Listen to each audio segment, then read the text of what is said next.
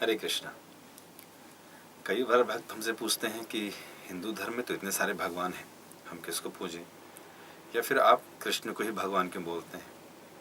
तो इसके उत्तर में हमें समझना पड़ेगा कि जिस प्रकार देश का एक राष्ट्रपति, एक प्रधानमंत्री होता है जिसके पास सारी शक्तियाँ होती हैं और उसकी मदद के लिए कैबिनेट, एमपीज, एमएलएज और काउंसलर्स होते हैं एक देश को चलाने के लिए, उसी प्रकार एक भगवान है और वह है कृष्ण। और कृष्ण ने ही असंख्य देवी देवताओं अर्थात 33 करोड़ देवी देवताओं की रचना की है, जो इस पूरे के पूरे ब्रह्मांड को ठीक प्रकार से संचालन करने में भगवान की मदद करते हैं।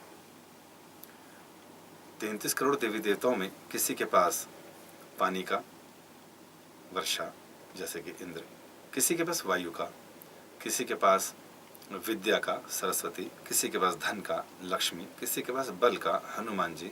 इस प्रकार अनेक देवता हैं।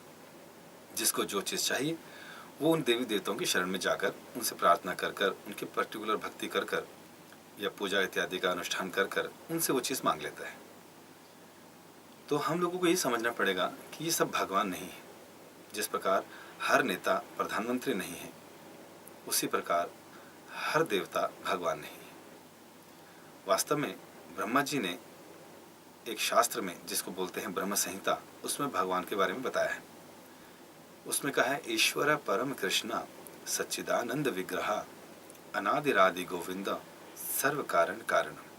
ईश्वर अर्थात स्वामी तो बहुत हैं, अपने अपने डिपार्टमेंट के स्वामी, लेकिन परम ईश्वर कृष्ण है और वो आदि पुरुष हैं। उनका कोई आदि नहीं है और वो सभी कारणों के कारण है।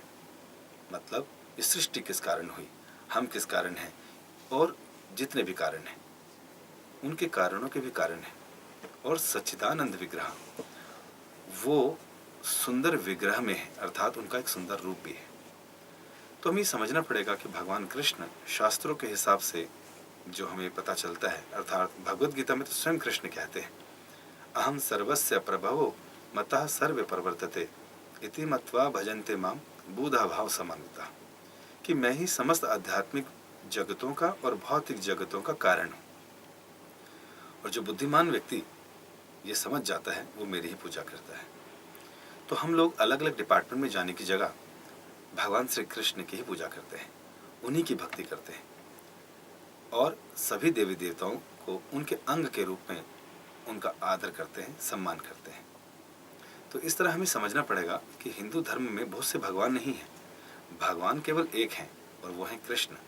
और वही कृष्ण अलग अलग अपने अंगों के द्वारा, देवी देवताओं के द्वारा इस पूरी सृष्टि का चलन करते हैं, संचालन करते हैं। तो हमें ये समझना पड़ेगा और इस प्रकार भगवान श्री कृष्ण की भक्ति करनी पड़ेगी। धन्यवाद।